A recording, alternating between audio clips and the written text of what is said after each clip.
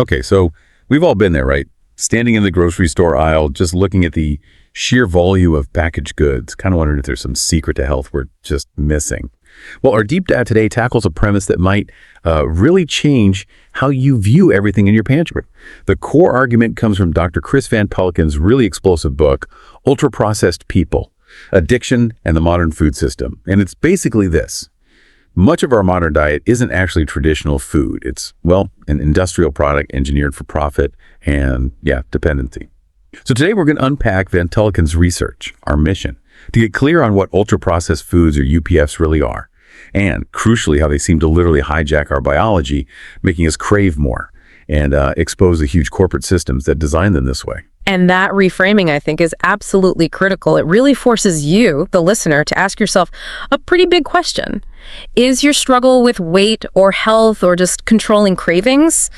Is it really about a lack of willpower? Or maybe is your body being deliberately set up for failure by the food environment? I mean, the sheer scale of the system is kind of stunning when you look at it. The data suggests that somewhere between 50 and 70% of the daily calories consumed in Western diets now come from these UPFs. 50 to 70%. Just let that sink in for a moment. That means like for every 2 meals you eat, probably one, maybe more, is mainly these ultra-processed industrial things. It's honestly hard to wrap your head around. But okay, if we're going to tackle this, we need a common language. Van Tulleken, he relies heavily on the NOVA classification system. That's right. And the NOVA system is really foundational here because it completely shifts the focus. It's not just about counting calories or looking at, fat content. Instead, it classifies food based on the degree and the purpose of its processing. So it separates the kind of food you might make in your kitchen from the products made in a factory. So we start with group 1. This is unprocessed or minimally processed foods. Pretty straightforward. Think whole fruits, vegetables, meat, eggs, milk, whole grains, stuff you can easily recognize. Right. Simple ingredients, simple prep. Okay, makes sense. Then you've got group 2. Processed culinary ingredients. These are things derived from group 1 foods, but you don't typically eat them alone. Salt, sugar, butter, oils, flour. Basically, the tools we use to prepare meals at home. Gotcha. So the key thing isn't the ingredient itself, maybe, but how it's used. Like, is it part of home cooking? Okay, where does group 3 fit in? Group 3 is processed foods. This is where you combine group 1 and group 2 using fairly simple methods, mainly to make them last longer or taste better. Think of like a simple artisan bread, just flour, water, yeast, salt. Or basic cheese, or maybe vegetables preserved simply in brine, usually just 2 or 3 ingredients, and you can still kind of see what the original food was. But the real focus for us and for the book is group 4, ultra-processed foods. UPFs. These are different. They're industrial formulations.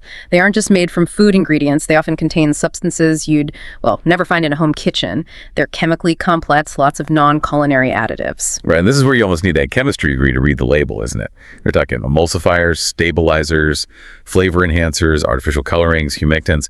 Why are these technical terms so important? Well, they're basically the fingerprints of industrial design. Take emulsifiers, for instance. They're put in there to bind stuff together that naturally wants to separate, like oil and water. It ensures that, uniform, super shelf-stable texture. Or humectants, they're added to keep moisture in, sometimes almost indefinitely. These ingredients are designed purely for texture, for sensory appeal, and for extreme shelf life. Not really for nutrition. Okay, so we're talking breakfast cereals, those instant noodle pots, packaged cookies, most mass-produced bread, those flavored yogurts, sodas. It's basically that whole center section of the supermarket, isn't it? Designed to taste maybe even better than real food and certainly last longer.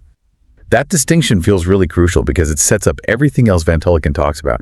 And to really hammer home the biological impact of eating this way, Van Tulleken did something pretty, extreme. He ran this personal self-experiment, switching his diet so that 80% of his calories came from UPFs for a whole month. I mean, the dedication alone is something, but the results, they were genuinely alarming. Oh, absolutely. What's fascinating and kind of terrifying is how quickly and how thoroughly his entire system was undermined.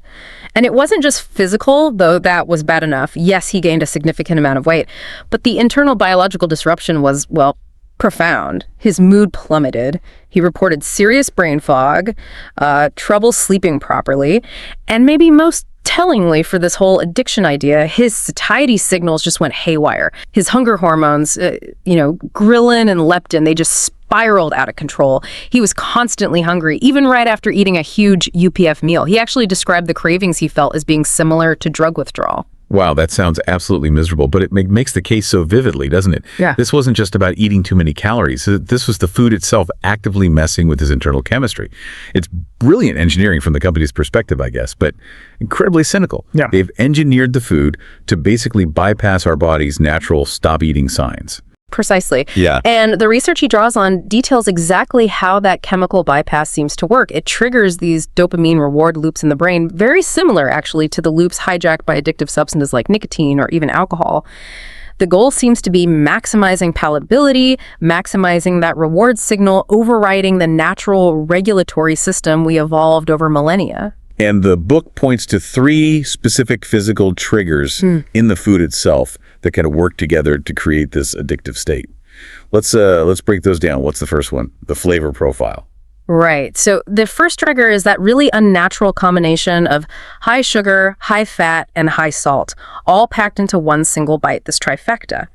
It's incredibly rare in natural foods. You just don't find things in nature that are intensely sweet, fatty, and salty all at once like that. So when our brain gets that simultaneous blast, it creates this reward signal that's just, well, overwhelming, almost impossible to ignore. And the physical structure of the food plays a part too, right? It's not just the ingredients, it's the actual texture. It absolutely is. That's the second trigger, the soft texture. UPFs are deliberately engineered to minimize chewing. Think about it. When you eat, say, a raw carrot or a tough piece of meat you have to chew, that physical act of chewing actually signals fullness to your brain. But because UPFs are often so soft, requiring almost no effort, you can consume a huge volume of calories before your body even begins to register that you're full. It's sometimes called vanishing caloric density. Vanishing caloric density. That's a really powerful phrase.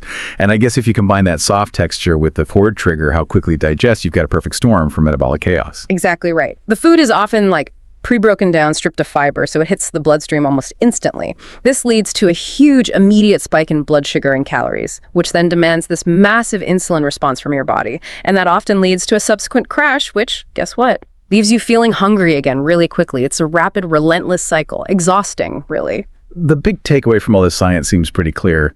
You're not weak, you're engineered.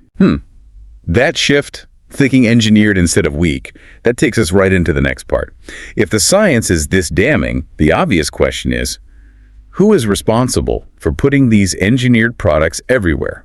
On our shelves in our homes. Yeah, and the book argues it's not just an accident of, poor quality ingredients becoming available, it's a detailed corporate strategy. Van Tulleken meticulously looks at the corporate context, focusing on these huge food giants, Nestle, PepsiCo, Unilever, companies like that.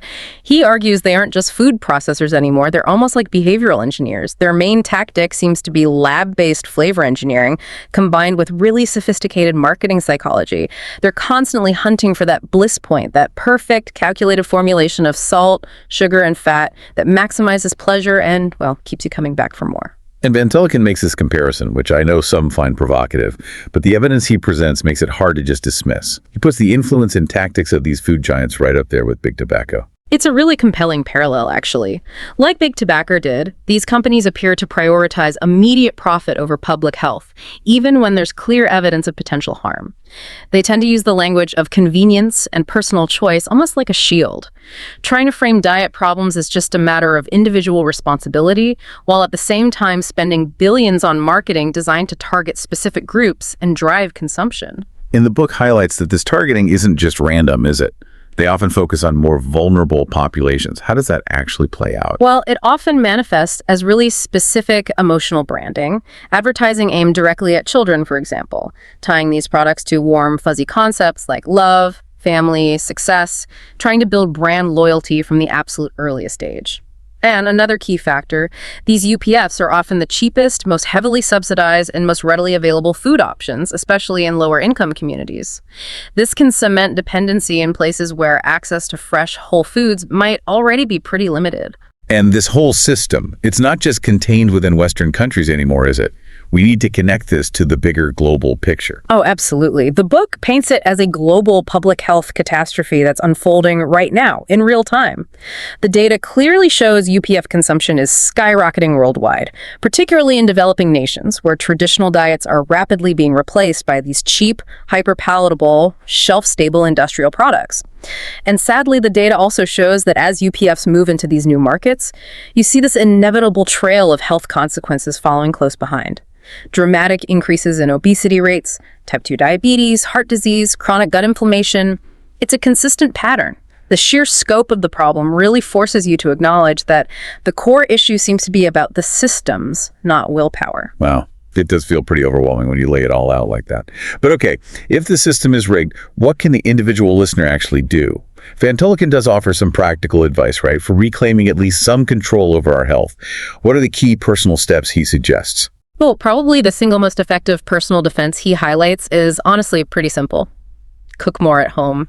Just reconnecting with whole or at least minimally processed ingredients. It shifts the control away from the food giants and back to you, the individual. And that second step, which you kind of touched on earlier, really scrutinizing those ingredient labels, almost like a chemistry test. Exactly.